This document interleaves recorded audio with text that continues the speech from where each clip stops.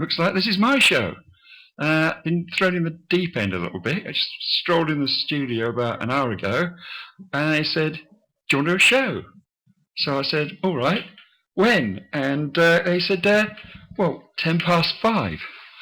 So I said, cool, blimey. And rushed back to get some bits and pieces, and here I am. So if it's a bit strange, that's because I'm making it all up as I go along. Now, I'm going to read you a little poem. It's time for culture here, and this poem is very short, and it is called Mutt. Ready? Here we go. Dog, bull, bulldog, dog, bull, bulldog. Bulldog, pit bull, the world's a tin of chum to a chihuahua. Right, well, I've got, who do you see you were again? We are Pete and Quinty. Pete and Quinty. There we go. They're here in the studio with me, and we are going to hopefully play you a little radio play, which is entitled Mad Juffry and the Edinburgh Express. And it's a bit of drama that I wrote, a few years ago, and he's a little Scots character that appeared in my head with two stories in the middle of a thunderstorm. And I went off and wrote it. And I came back from, it's a few years ago. I went away to Mount Athos in Greece and found myself in a monastery for no apparent reason. Came back to find a couple of friends of mine had gone on a course, and they had managed to blag a studio and drag me down, and we did it. So I hope you like it. I hope it goes out. And we shall play that now.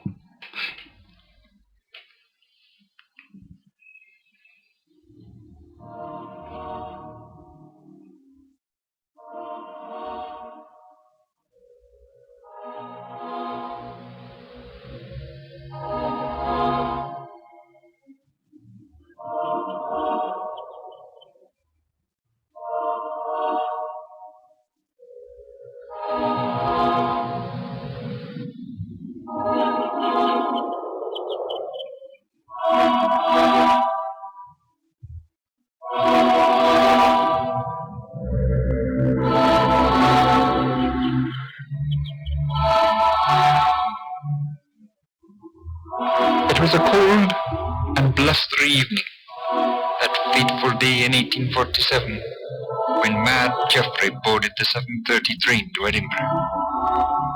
The sky was red and streaked with wispy mauve clouds, which moved quickly with the west wind across the flat of Killigreen Moor. Mad Juffry took firm hold of his hat, lest it be blown away, then boarded the second-class carriage and seated himself in an empty seat by the window. There were 12 people on that train, in all its carriages, of which there were 4. As the train pulled out of Killigreen station, it whistled, and in a wee moment it attained a speed of 40 miles per hour. As the firemen fed the fierce furnace with black down-freezed coal, the light from the glowing firebox gleamed orange in the fading half-light, until the last traces of it became invisible from Killigreen station. Presently the locomotive slowed its momentum, and the fast pulsating rhythm produced by its engine slowed to a more sedate pace. "Aye, this'll be done near the station," chuckled Mad Juffry to himself. The train puffed slowly into the station, and with a squeal of metal jolted to a stop. Wooden doors swung open, and the gentle hiss of steam could be heard. Women with small children carrying hat boxes and a number of small cases entered the carriage. "Bairns," mused Juffry, chuckling to himself. The station master was supervising the lighting of the station lamps, but when the last of the wooden carriage doors were slammed shut, he turned his attention to the train and waved his green flag and blew his whistle. And the train began to move again, creaking and jolting as it did so. Mad Juffry looked at his watch. It was now 2 minutes past 8. 8 people had entered the carriage and only 2 had departed. He smiled. "The more the merry, aye." he said to himself, affirming his own statement. He looked about the carriage, and seeing that he was perceived by no one, took up his small wooden surgeon's case, running his fingers along its lacquered honey-coloured surface. A small brass plaque proclaimed in engraved letters the name of the case's rightful owner, and the date of his acquiring the article. Dr. James Douglas McBride, 1839. Juffry opened the brass catch, and with a cautionary glance to see that he was not observed, lifted the lid. The good Dr. McBride's instruments lay in their faulty emplacements, just as he himself had set them upon the last occasion on which he had actual possession of them. "Aye, is that no sight?" he said. "So pretty, like shining angels." There were several scalpels, and a saw, and some hypodermic syringes, and a great number of other devilish-looking implements of various shapes and sizes. "Aye, what pretty burns! Aye, what pretty burns!" he repeated to himself, rocking unconsciously gently from side to side. The train began to slow again, slowing to such an extent that Mad Juffry was suddenly awakened from his trance-like fascination with the contents of the surgeon's case by the jolting of the train as it stopped at Glatermore station. Juffry quickly shut the box and slipped it into his canvas bag. Another 4 people got into the carriage at Glatermore. The carriage was filling up nicely, and Juffry rubbed his hands with glee. The next station that they came to was called Dunnet, and another 8 persons boarded the train there. It was now pitch black outside. It would be at least an hour before the train would reach the next station, so Juffry found the small leather-bound book and began to read it. It was called The Savage History of Sawney Bean and His Family, infamous for their wanton consumption of human flesh during the reign of King James VI of Scotland. And it was about the savage story of Sawney Bean and his family, infamous for their wanton consumption of human flesh during the reign of King James VI of Scotland. Mad Juffry knew that story well, for it was his favourite, and its worn leather cover lay as testament to the 50 or so times that Juffry had read that edition. Sawney Bean had been the son of a ditch digger, but finding his father's life of drudgery and toil not to his liking, took to a life of robbery and murder. Marrying a wife of similar persuasion to himself, they went to live in a cave on the coast of Galloway, where they proceeded to abduct the entire population of the area.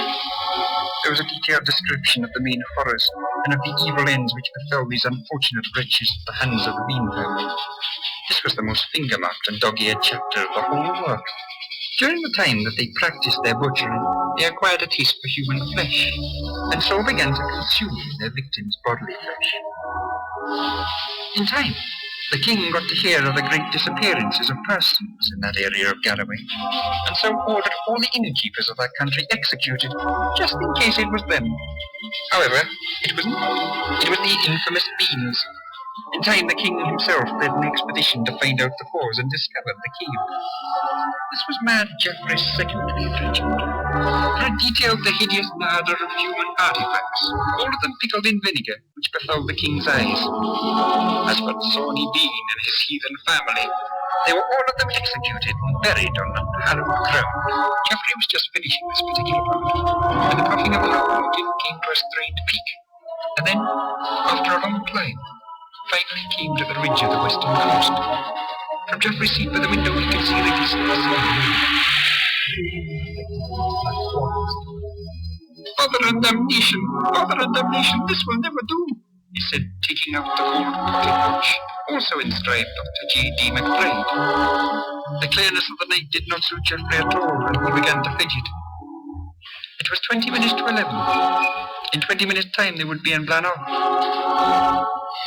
At 2 minutes past 11, the train pulled into Blannock station, and to his further dismay he found the platform deserted and several people terminated their journeys, thereby emptying the carriage of half its persons. "At least the wind is not back," sighed Juffry. It would be midnight in 30 minutes before they reached McAegis, and it looked for all the world as if Mad Juffry's plans had come to naught. "Our plans are ruined," he mumbled, stifling a sob, and a small tear appeared in his right eye and trickled down his cheek. The poor man was quite desolate. All the hopes he had had for his journey seemed broken. "It's no fair, he sobbed to himself, clasping his hand in the attitude of a poor wee schoolboy. off to public lodgings for the first time. He looked the very picture of despair without his mother to comfort him. The train puffed and rattled out of Balloch Station and back into the black night. There's only one big town left to go, muttered Juffry to himself. At that moment, old Macduff the guard was thinking likewise. One more station to go before Edinburgh. At least one more station that really mattered. In fact, there were 6 more stations after that.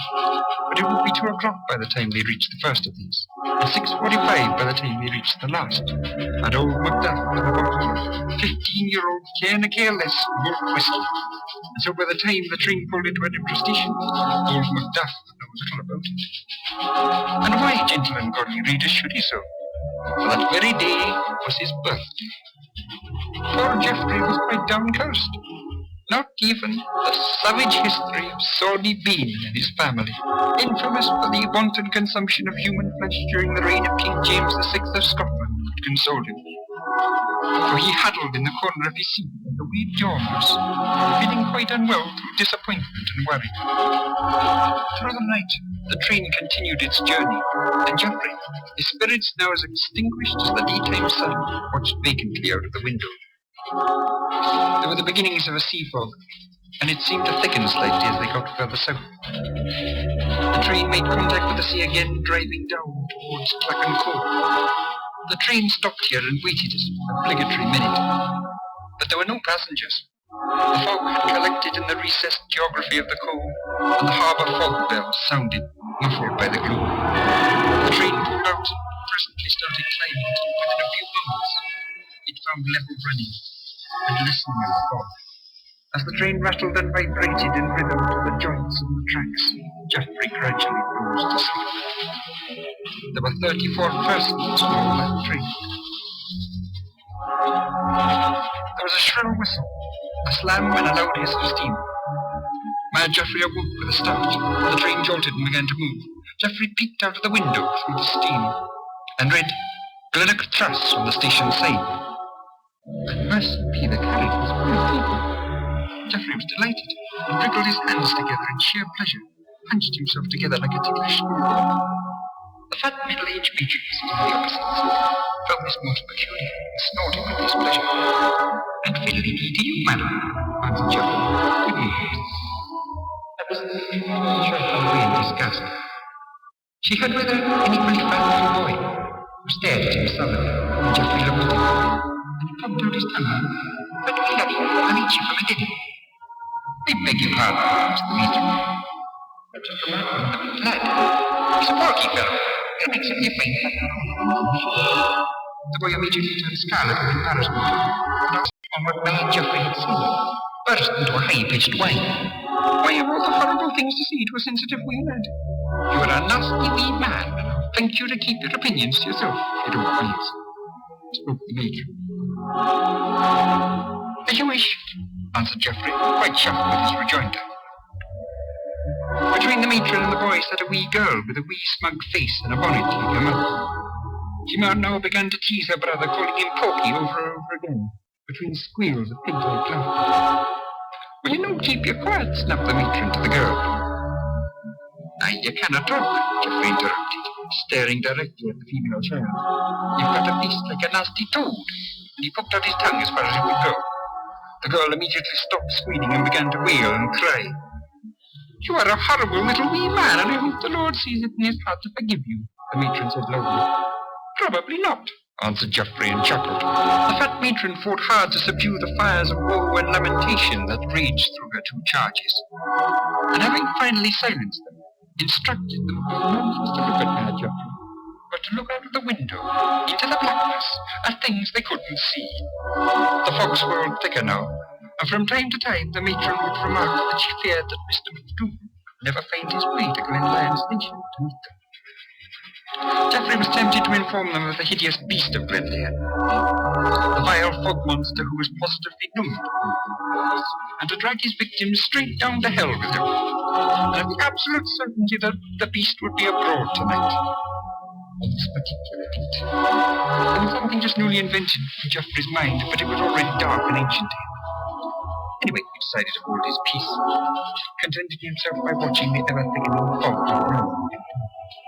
was interrupted by a metallic clatter as something rolled from under his seat to the middle of the aisle between the rows of seats. Mad Juffry grasped what was inconvenient. Discovered the strangling like a cat, and scrambling under the various seats, retrieved the clattering article before anyone could guess its secrets, scowling at anyone who looked in the least inquisitive as a going on. But his theft into his bag. The item in question was an Army Officers' Primary School, which had been made by Coleridge of London for Colonel, later Major General Alistair Ronald MacDonald in 1787, 3 years before Juffrey's own birth. It had been with the later, during the Baltic campaign against the Imperial Crusade, subduing the Indians, MacDonald had fallen into their hands and had been devoured, along with his entire staff, in a huge tribute. The primary school had, been retrieved and returned to Scotland, to be presented to the late General's widow, who expired in grief immediately upon this. This whole series of events had so enthralled Juffrey that he had purchased the papers at an auction, outbidding everybody there and paying nearly £10 for it, many times its worth, and nearly all of his savings. Juffrey's eye caught the fat boy looking sheepishly at him, and well he might, because it was he, with the aimless kicking of his legs against the seat, that had caught the stove and sent it to rattling. Juffrey was about to deliver a sound admonition when the train began slowing down and presently squeaked to a halt. A sea of fog rushing down from the iron station. The matron and her 2 fledglings got up and began to gather their baggage and belongings, and with Christian fortitude disembarked out into the fog towards the dim light of the waiting carriage. The doughty matron gave the carriage door a slam, which resounded in the still night air. Macduff peered along the platform, trying his best to penetrate the thick fog with his vision and to ascertain if there were any more passengers to embark or leave the train.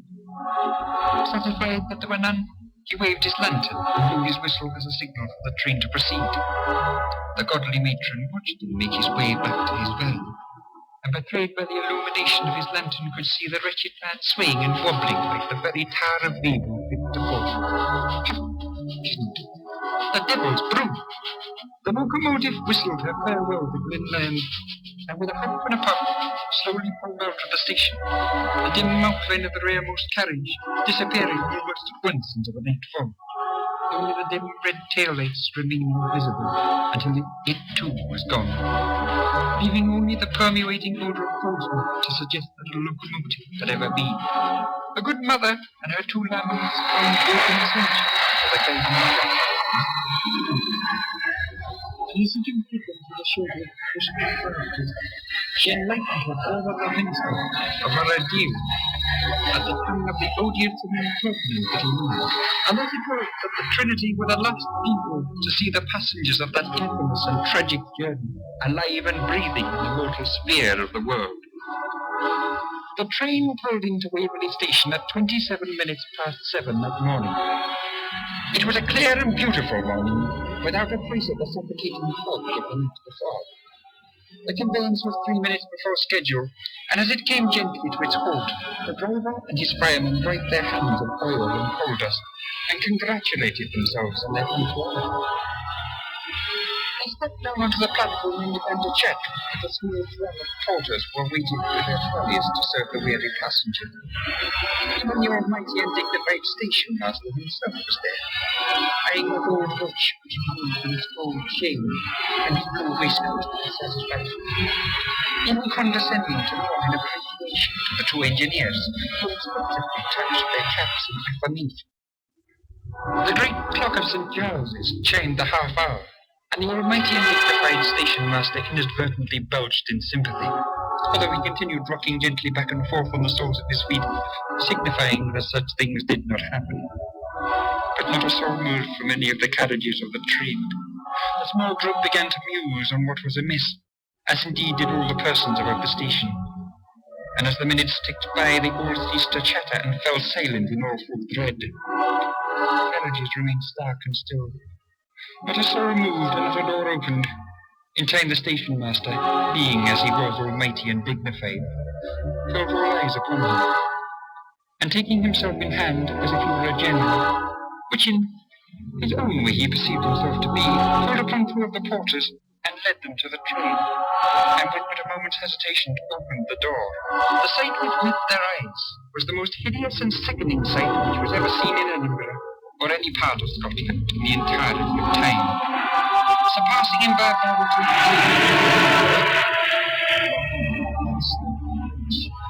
and all the wars and lands rolled into one.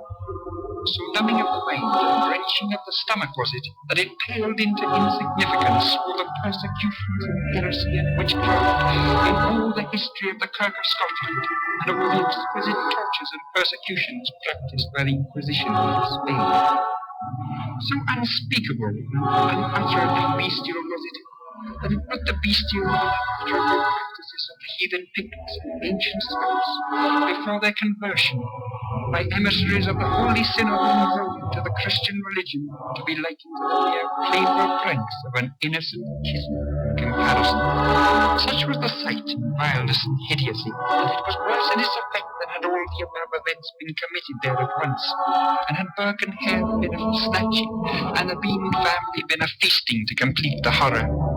When he saw the sight, the station master let out a cry, and one of the porters turned out and retched the contents of his stomach onto the platform. The small throng took this as a signal to rush forward towards the carriages, bracing their hearts to face whatever nameless and satanic horror lay within.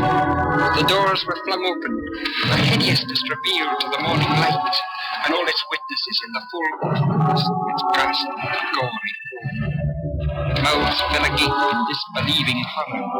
Eyes lay transfixed upon the incomprehensible loathfulness which lay before them. It was the blood, the terrible red-clotted blood that met them first. It dripped from the ceiling and puddled the floor, saturating the seats and oozing out of the open doorways and onto the platform. But it was the horrible contortions of the mangled and dismembered bodies that made them heave and retch and cast out their breakfast in torrents. The mutilated torsos and dismembered limbs, which, like obscene and blasphemous statues in a wild gallery, in the very bowels of hell itself, which caused them to moan in lamentation, as if their very reason was left them. The lifeless protoplasm lay, as if in grotesque mockery of all beauty and symmetry. The reaping murderous hand had leveled all from the highest to the lowest as same in the attitude of death. The righteous and respectable sextons from the various parishes of Perth, the gentlemen retailers of Oban and ladies of temperance and virtue of Inverness in the first-class carriages, they twisted and indistinguishable from the destitute and fallen women of Invergordon, who occupied the rearmost carriages by virtue of tickets obtained by the good and philanthropic offices of the Society of Temperance and Moral Correction, nor indeed were the blood-soaked carcasses of the diverse persons of middle station who now filled the middle two carriages distinguishable from those of their betters or inferiors. When the peelers arrived on the scene, they reacted much like the others on the station, but it was their lot to investigate the hideous massacre. Within minutes, the streets about the station began to hum with rumours, and within 2 hours the whole of Edinburgh knew of the events. Within a day the whole of the lowlands was ablaze with it, and within 2 the Highlands were aware, and on the 3rd day London and the whole of England and Wales were talking of it. The newspapers thanked whatever scoundrel god they prayed to, and soon the courts and cities of Europe and America and the world were abuzz with it. The most terrifying and shocking discovery made amongst the carnage of that black night was the charred and blackened remains of various limbs in the first-class carriages, which had been roasted by the foul assassin and in a cannibal fashion consumed by the fiend, who even left his tooth marks in the barbecued remains. One man of the passengers only survived, struck completely mad, being confined for the remaining 9 years of his life in an asylum, never to utter a single intelligible sentence again except on the subject of cheese. The matron and her brood lodged safely under Mr. McDouglas's rafters, and were obliged to stay an extra fortnight there, when the poor woman caught sight of the headland that was died in the probable murders committed the day before. and swooned in terror. Document was placed on the bed, where she remained for the space of 2 weeks. Her son, Louis Poggi, lived to be a bishop in the Church of Scotland and died at the age of 80 in 1917, during the 10th year of the reign of King Justin, and in the 4th year of the Great War. Nothing remarkable as he had done so across the pond. Was the daughter following to the grave 6 years later. As for Mad Juffry, well, he was likely to sound. He had left the train on that dark night over to the stations between Glenlyon and Edinburgh. Such were the reminiscences, as fine as they could be. For it was many a time that friends or dinner guests would be reminded of that terrible night called the Edinburgh Express.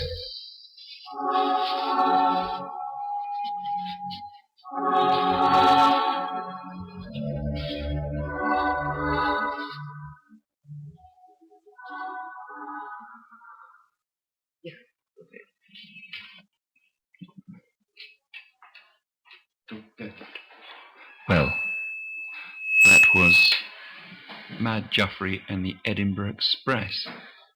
Unfortunately, it was the lesser of 2 takes, and I'll tell you a little story about that. I wrote that. I'll give you a confession. I wrote that in 1987, and it started off first line. I think it was in a Wimpy bar in Brixton, or it might have been the toilet, I can't remember. Anyway, I hitched off towards Scotland, scribbling this all the way whenever I stopped. And I got within about 15 miles of Scotland, pitched my tent, then came home. And about 2 years later, I was travelling in Greece, and I finished up in the monasteries of Mount Athos, which is another tale. And when I got back, a couple of Irish friends of mine who had managed to blag a training scheme to finance a studio for 2 days. And they turned up and realised that their material wasn't quite up to scratch. So they begged me to come in, and I read that story. And we did 2 takes. One of which, the guy who ran the studio kindly did all the music and sound effects, and it's a bit livelier than that one, but said I rushed in here and we bunged in the first take, which was the second take we did 2 days later, and I'm afraid he wasn't very well, so that one was a bit repetitious. So sorry about that. I would perhaps another time I'll play you the livelier one, which usually gets a chuckle. So, I don't know what I should do. Shall I read you another poem? I will, because I can't think of anything else to do at the moment. But I'll read you something a little bit more jolly, which is on the subject of mice. Here you go. It's called Mice. Baby mice in a cage wheel, all going round the right way together. Chaos.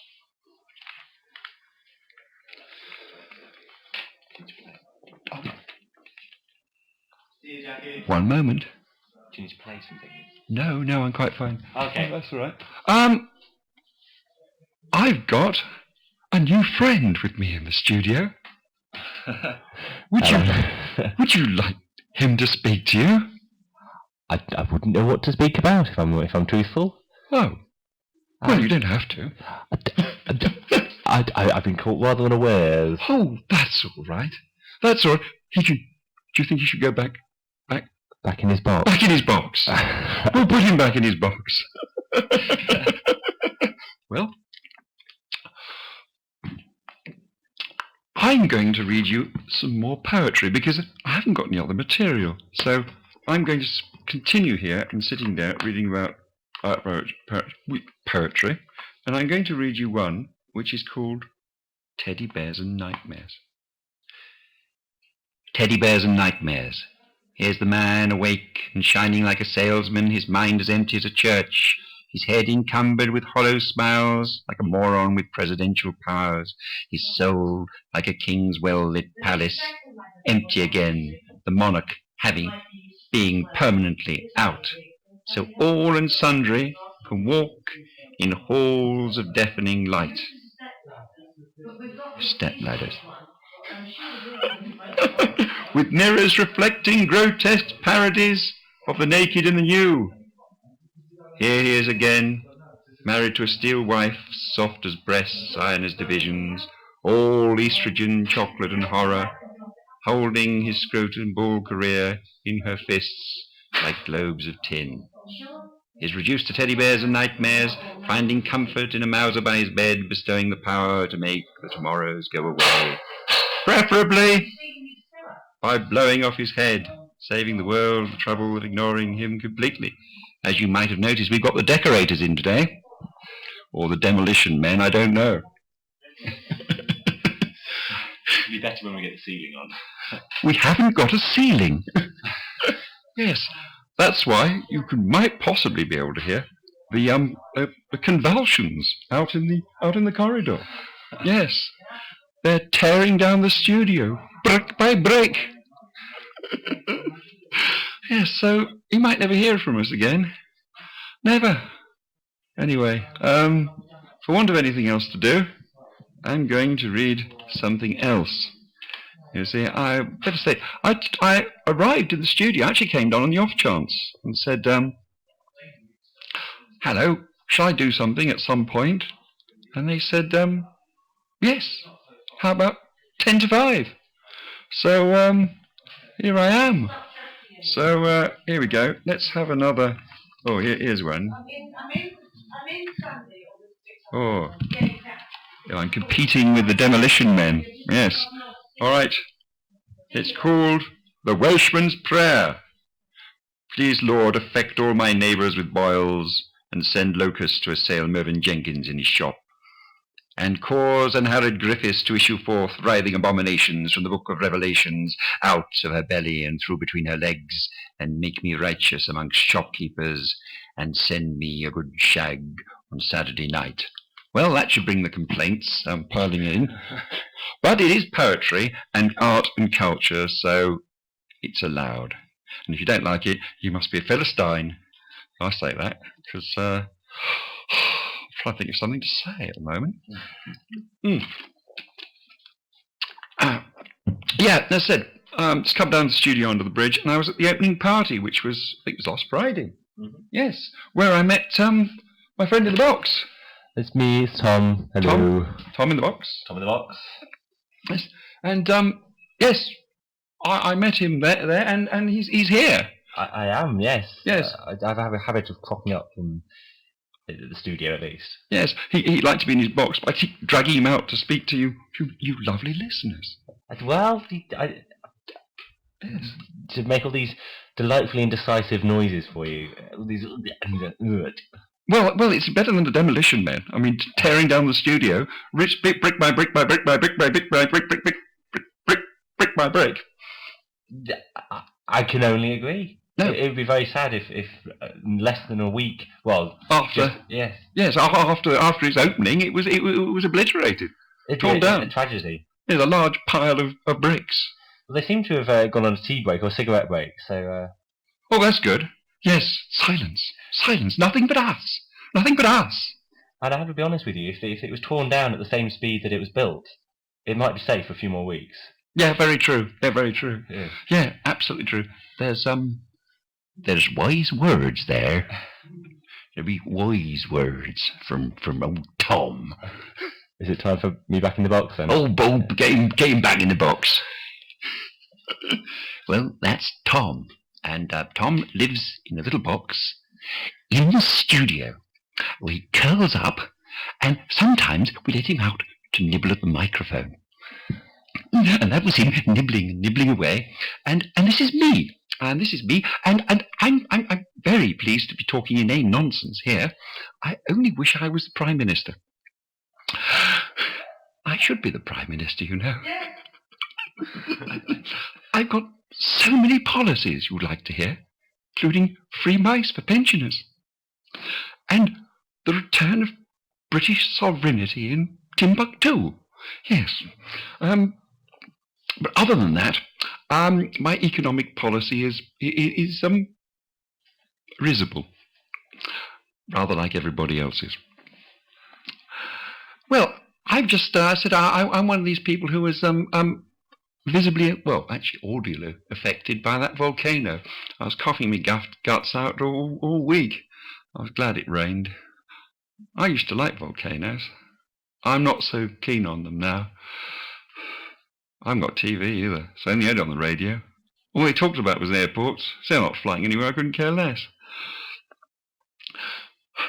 But, yes, now, there's a map on the wall here. It's got China on it, and Kazakhstan, and Brazil, and various other places. Well, actually, you might notice that I've run out of anything intelligible to say, so I'm going to read you another poem. And I'm glad, actually, that I bought, excuse me, I'm glad I bought my book because it means that I actually have something to say to you. Yes. Now, here's another poem, and it's called Daylight. Oh, actually, no, there are 3 poems. And they're all part of a little family. And the first one is called The Rain Has Stopped. The rain has stopped. The rain has stopped. The expectation of daylight promises hope. The hope has stopped. The cancellation of daylight promises rain. The hope of daylight promises nothing. Well, this is from, might as well do a little bit of, excuse me, a little bit of internal plugging. It's from a book of mine called The Sound a Moth Makes in Silence. And it is printed by my own imprint, which is Serenadium House, and can be obtained from myself. But you have to find me first. And it's actually available in City Books. Now I'm going to read you another poem, which is the second one in the book, and it has a story to it, which I won't relate. It's called Fast Becoming Nothing. Fast becoming nothing, fast becoming something, slowly I begin to see that I don't see. Now my eyes are closed, my mind I think is one, and I feel that I am one. Onwards to obscure destiny, which isn't quite as pretentious as it sounds, because I was stoned when I wrote it, and somebody had just tried to bite me. But that was in London, in the bad old days. And things like that used to happen. They don't happen anymore because, well, it just isn't decent. I wonder where I put my dog biscuits.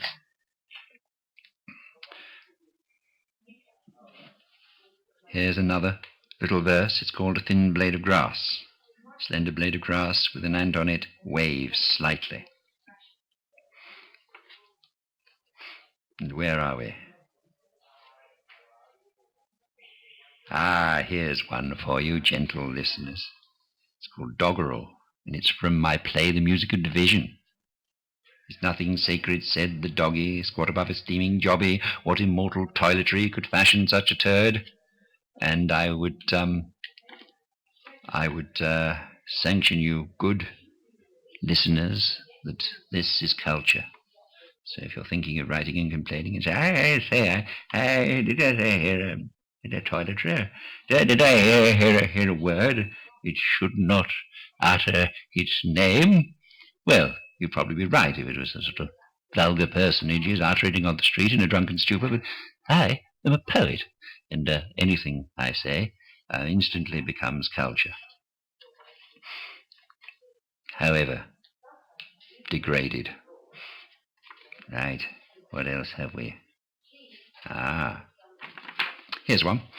When I was in Greece and found myself in Mount Athos, I was on a series of course of steroids for an eye complaint, which made everything very strange.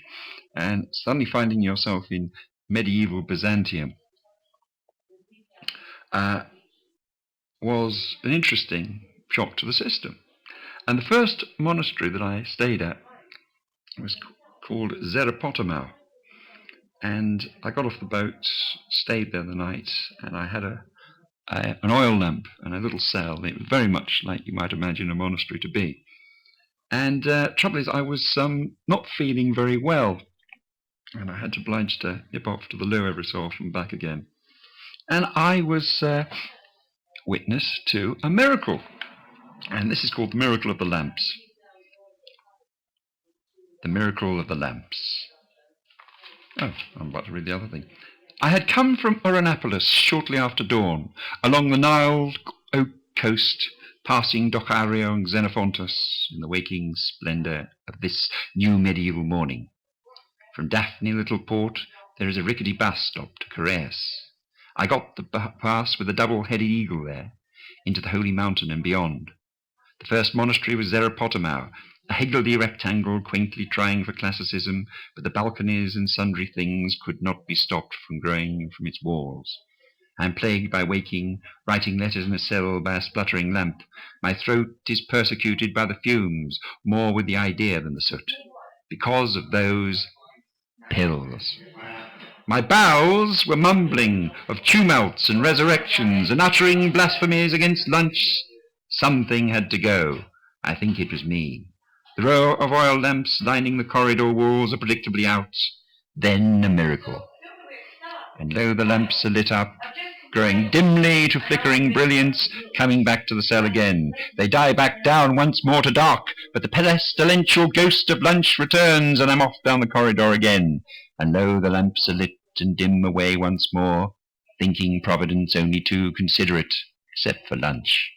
I go to the courtyard as the dawn comes and the new morning, to watch the monks through the golden windows of their lighted church, stars and twinkling lamps about the hillside dim, revealing a windmill turning to substance in the creeping grey of early day. I'm back to the corridor to inspect the lights, and lo, the lamps have each a small electric bulb. What say ye now of miracles? When I am sent me a timely wind to match my own. This incident occurred at Mad Juffry, 25th of June to the 5th of July 1989, depending on the calendar, because they still operate on the old Byzantine calendar. And what happens, basically, I want to go to the toilet, and all the oil lamps in the corridor were out. And as I stepped out, they all lit up, miraculously. And as I came back to the cell, they rose back down again. And it happened twice, and I'm beginning to think, well, this is interesting. And it's only later on when I came out, watched the dawn come up, and there was a wind generator. So it was a technical miracle of sorts. Anyway, it was well timed. I don't know if it's going to pull off, but a friend of mine, I'll do a bit of plug for, this wonderful poetess called Bernadette Kremin, who has a show called, is it Altered Egos, I think, at the Iambic Theatre, which is in the Lanes, up the back side of, the opposite side street to Comedia, which I can never remember the name of. Is it Kennington Street? And it is on Sunday, I believe, or it's for a few days anyway. I think it launches on Sunday. So I'll give her a plug for that. And I've submitted a bit of material there for perhaps a show of my own, which includes some of my own poetry, which includes this little poem. It's something inspired by Sappho, and it's supposed to be in the feminine voice. But here we go. You'll have to imagine. It's voluptuous, girly. Such a flirt, the daring, dark-eyed girl who came so brazenly to love me in my house. A passionate flower indeed. A wily bird like me knows that she does not mean a thing she says. How it is those who have snapped my brittle heart like a piece of thin pot knew nothing of the furrow they ploughed within my breast. This strumpet knows it well enough, but I let her get away with it. In truth, she does not harm me. I see through her like a shallow pool. She has charm and mischievous eyes, and when she betrays me I shall sigh. I would give all this wisdom for her lithe youth, but still she is a rare flower in my garden all the same. Who else would offer her favours so? Now at last, before I blow out the lamps, I see her form, thinly voluptuous, as she slips dressed to the matted floor. My body too was once like that, though I was taller, truth be known. I was more beautiful. Taking her and letting her lead the game, I am confident of being the quiet mistress. She does not know that she does not have me in her power. Oh, there's some creeping around here. I think... Creeping. That's... Creep. That is our mistress. That is Hello. Hello. Yes. Would you like to address... How are you? Well, I'm all right. I don't know about the audience, our lovely listeners out there. I want them to tell me how they are. Yes, come on, speak up. We'd like to hear you. We'd like to hear from you. Don't be scared. No, don't be scared. Out with your megaphones. Tell us what you think of us. Well, quite well, thank you. That was an audience. Well, that's a relief. That is a relief. They like what we're doing. I'm happy now. I'm happy. I'm very happy. I'm so happy. Yes. What are you reading? Me or them? You. Oh, I'm reading from my very own book, The Sound a Moth Makes in Silence. It's a pretty book. It is a pretty book. And our readers, or our listeners out there, can't see the pretty picture on it. But there is a pretty picture, I assure you. It's got a swirly, colourful picture on the front. Yes. It used to be a horse, but it isn't anymore. It's a dead horse. It's a dead horse. A liquidized soul.